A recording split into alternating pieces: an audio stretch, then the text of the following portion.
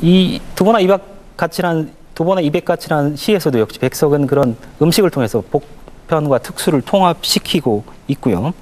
두보와 백석과 이백은 가난하고 외롭고 명절에 혼자 음식을 먹는 점에서만 같은 것이 아니라 이 시에도 나오지만 어떤 높은 마음들, 그런 것들을 가지고 있다는 점에서 서로 공통적입니다. 즉 제가 여기서 말씀드리려고 하는 것은 백석은 음식을 통해서 우리가 생각하는 민족, 한민족이라는 어떤 경계에 갇히지 않고 그것을 넓게 확장시켰다는 것입니다. 어떤 마음들, 백석이 생각하는 그 높고 그윽하고 그런 마음들을 가지고 있다면 민족이나 국가의 경계 같은 것들은 크게 문제 삼지 않았다는 겁니다. 백석이 만약에 이렇게 민족이나 국가 단위를 넘어서 그런 개념들을 이렇게 지금과는 다르게 확장시켰다면 도대체 백석에게 전통, 우리가 흔히 말하는 민족적인 것이고 고유한 것이라고 말하는 전통은 어떤 의미였을까요? 백석의 시에는 항상 밝고 거룩하고 그윽하고 깊고 맑고 무겁고 높은 것들이 있습니다. 제가 방금 말씀드린 건 모두 백석의 시에 나오는 단어들입니다.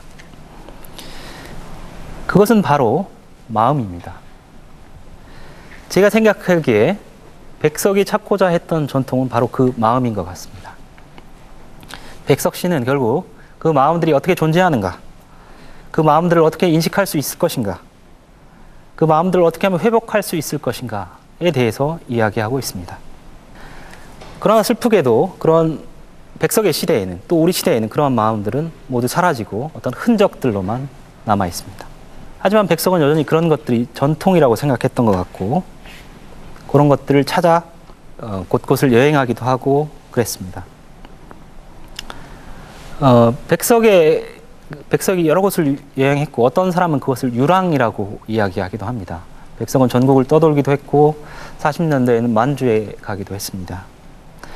그러나 그의 유랑이 관광을 위해서 또는 생존을 위한 어떤 그런 것만은 아니었던 것 같습니다. 제가 보기에 그러한 유랑은 행복했던 시대의 아우라, 행복했던 시대를 기억하는 자, 그것이 어떤 시대였는지를 아는 자의 어떤 피할 수 없는 운명 같은 거였고 그것은 백석은 그것을 자신의 운명으로 받아들였던 것 같습니다. 그런 것들을 찾기 위해서는 끊임없이 유랑을 할 수밖에 없다고 생각했던 것 같습니다. 이러한 백석의 생각은 남쪽에서 발표된 백석의 마지막 시인 남신의주 유동 박시봉방에도 담겨 있습니다. 어느 사이에 나는 아내도 없고 또 아내와 같이 살던 집도 없어지고 그리고 살뜰한 부모며 동생들과도 멀리 떨어져서 그 어느 바람 새인 쓸쓸한 거리 끝에 헤매이었다. 이때 나는 내 뜻이며 힘으로 나를 이끌어가는 것이 힘든 일인 것을 생각하고 이것들보다 더 크고 높은 것이 있어서 나를 마음대로 굴려가는 것을 생각하는 것인데 어느 먼 산 뒷옆에 바우섭에 따로 외로이 서서 어두워 오는데 하이안이 눈을 맞을 그 마른 잎새에는 살랑살랑 소리도 나며 눈을 맞을 그 드물다는 굳고 정한 갈매나무라는 나무를 생각하는 것이었다. 이 작품 역시 흰 바람벽이 있어라는 작품과 비슷하게 자신의 운명과 삶의 자세에 대해서 말하고 있습니다. 이 작품에 제가 방금 읽은 구절 중에 크고 높은 것이 자신을 굴려가는 것인데 라는 구절이 있습니다. 대부분 이 구절을 해석하면서 백석이 어떤 운명론을 믿었고 그 운명에 따라서 살아가겠다는 어떤 수동적 자세를 보인 것이 아닌가 이렇게 해석들을 했습니다. 그래서 이 시에는 어떤 허무주의, 비관주의 이런 것들이 담겨 있다 이렇게 해석하는 경우가 많았습니다. 어떤 정해진 운명이 있고 나는 그것에 따라서 살아갈 수밖에 없는 운명이다 이렇게 말하고 있는 것 같다는 거죠. 그런데 제가 보기에는 백석이 그 이전의 시에서 찾아온 것들이 어떤 마음들이었다고 생각하면 또 백석이 크고 높은 것이라고 생각하는 것들이 바로 그 마음이었다고 생각하면 여기서 백석을 굴려가게 하는 것은 바로 크고 높은 것, 마음이고 이 말은 거꾸로 얘기를 하면 자기 신의 운명은, 자신의 삶은 그런 크고 높은 마음들을 찾아서 살아왔다. 이렇게 볼 수 있을 것 같습니다. 그래서 이 시의 맨 마지막 구절을 보면 가혹한 현실을 견디는 갈매나무가 상징적으로 제시가 되어 있는데요. 바로 그 가혹한 현실을 어떻게든 견뎌나가는 갈매나무에 자신을 동일시할 수 있는 것도 백석이 무조건적으로 견디거나 수동적으로 체념하는 것이 아니라 실패할 줄 알면서도 그럼에도 불구하고 계속할 수밖에 없는 그런 어떻게 보면 운명론이지만 능동적인 운명론, 바로 이런 것을 백석이 이 시에서 이야기하고 있는 것이 아닌가 이렇게 생각합니다. 백석은 끊임없이 그 유토피아를 동경했습니다. 어떤 이들은 이 작품을 두고 백석이 유토피아, 미래를 밝게 보지 못했기 때문에 그런 허무적이고 체념적인 생각을 드러냈다고 말하지만, 제가 보기에 어떤 아우라라고 하는 건 유토피아에 대한 인식이 없이는 생겨나지 않습니다. 행복했던 시대에 대한 동경이나 갈망이 없이는 아우라가 생겨나지 않습니다.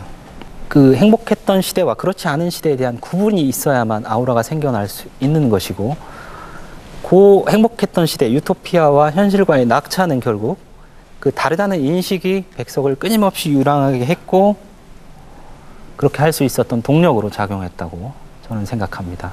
백석은 운명을 체념적으로 견딘 게 아니라 받아들이고 적극적으로 그 운명을 자신의 것으로 만들려고 했다, 이렇게 생각을 해볼 수 있을 것 같습니다. 오늘 제가 이 백석이 좋아했던 음식하고 그 이유를 중심으로 백석이 자신의 정체성과 집단적 정체성에 대해서 어떻게 규정하려 했는지 살펴봤습니다. 음식을 먹으면서 자신의 정체성을 규정하고 오랜 역사를 발견하고 거기에 있는 정신들을 내면화하려고 합니다. 그리고 바로 그 정신들은 전에 말씀드렸듯이 밝고 거룩하고 그윽하고 깊고 맑고 무겁고 높은 마음들이고, 바로 이것이 백석이 찾고자 했던 전통이었다고 말할 수 있겠습니다. 지금까지 제 강의를 했고요. 오늘 혹시 강의에 대해서 궁금하신 거 있나요? 질문을 한번 받아보죠. 지난 100년 동안 한국인이 좋아하는 시인으로 백석이 늘 5위 안에 들었다고 하셨는데요. 네. 앞으로 100년 동안에도 백석이 5위 안에 들 수 있을 거라고 생각하시는지, 백석이 몇 위 정도 할 거라고 예상하시는지 궁금합니다. 네. 굉장히 어려운 질문이죠. 저는 뭐 점쟁이나 미래학자가 아니기 때문에 정확한 전망을 하기는 어려울 것 같습니다. 순위까지 딱 찍어서 이렇게 얘기하기는 좀 어려울 것 같습니다. 하지만 백석의 시가 지금보다 더 많은 사람들이 읽게 될 것이라는 것은 분명한 것 같습니다. 저는 뭐 예전에 백석에 관한 책을 쓰면서 뭐 놀라기도 했는데요.